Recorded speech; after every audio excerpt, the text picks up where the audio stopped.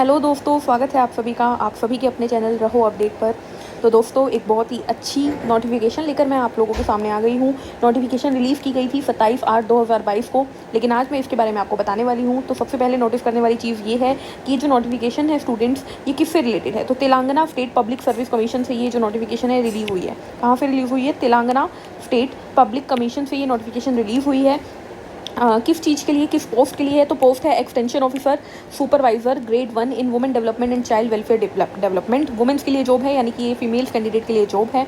Job जो application है students की 8-9 तारीख को शुरू हुई थी, यानी कि 8 सितंबर को शुरू होगी और 29 सितंबर तक आप इसके लिए अप्लाई कर सकते हैं। ऑनलाइन एप्लीकेशन चलेंगे इसके, तो आप यहाँ पर कहीं पर भी लिख लीजिए स्टार्टिंग की डेट क्या रहेगी। एप्लीकेशन स्टार्ट होंगे 8 सितंबर से और एंड होंगे 29 तक। तो 29 सितंबर तक आप इस फॉर्म को फिल कर सकते हैं। ठीक है, ये जो फॉर्म है ये ऑनलाइन ही भरे जाएंगे, तो आप उसके लिए भी रेडी रहें। ये फॉर्म कैसे भरे जाएंगे? ऑनलाइन भरे जाएंगे, ऑनलाइन एप्लीकेशन होगी इसकी, फ़ीस पेमेंट भी ऑनलाइन चलेगी, फ़ी भी एक्सेप्टेड 5 PM तक। एक और चीज़ ध्यान रखिएगा, जनरली हम सोचते हैं कि 29 तारीख अगर लास्ट डेट है तो उसमें रात को 11 बजे तक प्रोसेस चलेगी, लेकिन नहीं, 5 बजे तक ये प्रोसेस है। उसके बाद हॉल टिकट आपको 7 दिन पहले मिल जाएगी। 7 दिन पहले मतलब जिस दिन भी आपकी डेट अनाउंस होगी एग्जाम की, उससे 7 दिन पहले आपको हॉल टिकट मिल जाएगी, यानी कि हॉल टिकट का मतलब एडमिट कार्ड मिल जाएगा। पोस्ट क्या है? तो पोस्ट है हमारी एक्सटेंशन ऑफिसर सुपरवाइजर की, ग्रेड 1 की जॉब है, बहुत ही अच्छी जॉब है। 181 वैकेंसीज़ हैं टोटल हमारे पास। 18 से 44 साल की जो लेडीज़ हैं वो इसके लिए अप्लाई कर सकती हैं, मिनिमम 18 साल, मैक्सिमम 44। ग्रेड पे क्या रहेगा? तो 35,720 से 1,04,430 आपका जो ग्रेड पे रहेगा। ठीक है, उसके अलावा जो डिटेल ऑफ वैकेंसी है वो नीचे हमारे और डिटेल में दी हुई है, आप पढ़ सकते हैं उसको अच्छे से। मैं आपको इंपॉर्टेंट बातें बता रही हूँ। ये जो एग्जामिनेशन रहेगी ऑब्जेक्टिव टाइप रहेगी। कब होने की चांसेस हैं? तो अभी एग्जैक्ट डेट नहीं आई है, बट येस दिसंबर में एग्जामिनेशन होने की चांसेस है। तो आप ये मान के चलिए कि सितंबर और अक्टूबर ये 2 महीने आप फॉर्म भरते चलिए, बस जो आपके सामने आते हैं भरते चलिए, फॉर्म एप्लीकेशन देते चलिए और फिर दिसंबर में पेपर देते चलिए। तो आपको पूरी तरीके से तैयारी रखनी है पेपरों की। कंप्यूटर बेस्ड टेस्ट होगा, CBT होते हैं आजकल सारे टेस्ट। ठीक है, या फिर offline examination of objective type. Offline भी हो सकता है, कंप्यूटर भी हो सकता है, इन्होंने अभी तक क्लियर नहीं किया है कौन सा होगा। ठीक है, दोनों हो सकते हैं, ऑफलाइन ऑनलाइन दोनों।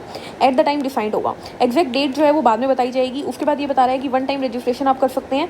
आपको ऐसा होता है जब हमें एप्लीकेशन करनी होती है तो पहले रजिस्ट्रेशन करना पड़ता है। कहाँ पर होगा रजिस्ट्रेशन? तो tspsc.gov.in के ऊपर रजिस्ट्रेशन होगा। अपनी रजिस्ट्रेशन ID बनाइए, डेट ऑफ बर्थ दीजिए और आपका रजिस्ट्रेशन हो जाएगा। उसके बाद आप लॉगिन कर सकते हैं और लॉगिन करके आधार नंबर वगैरह वहाँ पर सारी अपनी डिटेल भर सकते हैं। ठीक है, उसके बाद ये और क्या बता रहा है? ये और बता रहा है कि application requested to keep the soft copy of the following documents while uploading and updating the OTR। जैसे आप रजिस्टर करते हो उस टाइम आप सभी के पास आधार कार्ड, अपना वोटर ID, पासपोर्ट, इन सब में से कोई चीज़ होनी चाहिए ताकि आप साथ के साथ भर सको, आपको टाइम ना लगे। उसके अलावा आपकी एजुकेशनल क्वालिफिकेशन होनी चाहिए, बोनाफाइड रेजिडेंस सर्टिफिकेट होना चाहिए 1st to 7th class period का। उसके बाद कम्युनिटी सर्टिफिकेट, अगर आप किसी रिजर्व कैटेगरी के हैं तो आपके पास कम्युनिटी सर्टिफिकेट होना चाहिए। इनकम सर्टिफिकेट होना चाहिए EWS वालों के पास, और जो फिजिकली हैंडीकैप्ड है या स्पोर्ट्स है या एक्स सर्विसमैन है उनके पास भी अपना एक प्रूफ होना चाहिए। तो ये सारी चीज़ें, ये डॉक्यूमेंट्स के बारे में बता रहा है।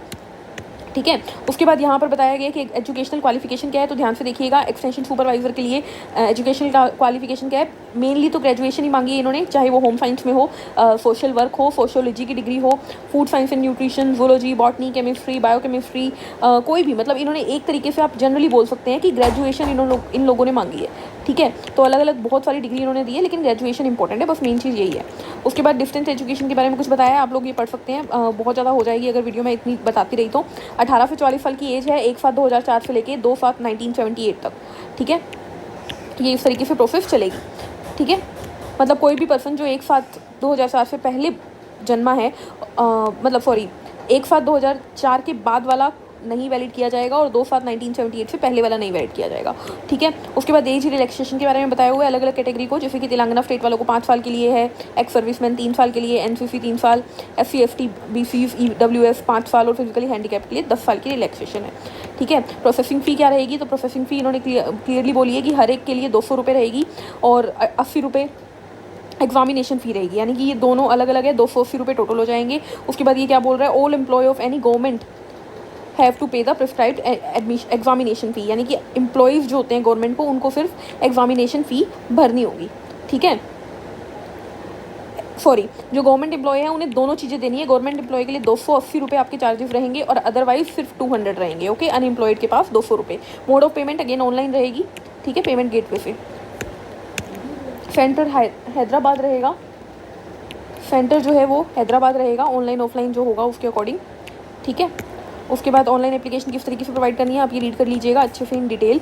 एक एक चीज़ आपको, वैसे आप जैसे जैसे करते जाएंगे आपको खुद ही समझ में आता जाएगा, ज़रूरत नहीं पड़ेगी इतनी डिटेल में पढ़ने की इसे, ठीक है। आप लोग बस भरते जाइए और आपको पता लगता जाएगा, ठीक है। उसके बाद यहाँ पर आपको जोन दिए हुए हैं कि स्कीम ऑफ एग्जामिनेशन बताई हुई है एनेक्सर 3 के अंदर, ठीक है। तो ये काफ़ी बड़ी नोटिफिकेशन है, 25 पेजों की नोटिफिकेशन है, आप लोग इसे पूरी की पूरी रीड कर सकते हैं।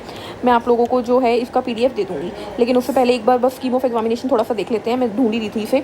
तो पेपर 1 और पेपर 2 दो पेपर होंगे। पेपर 1 के अंदर 150 क्वेश्चन होंगे, 150 मिनट होगी और मैक्सिमम मार्क्स होंगे 150।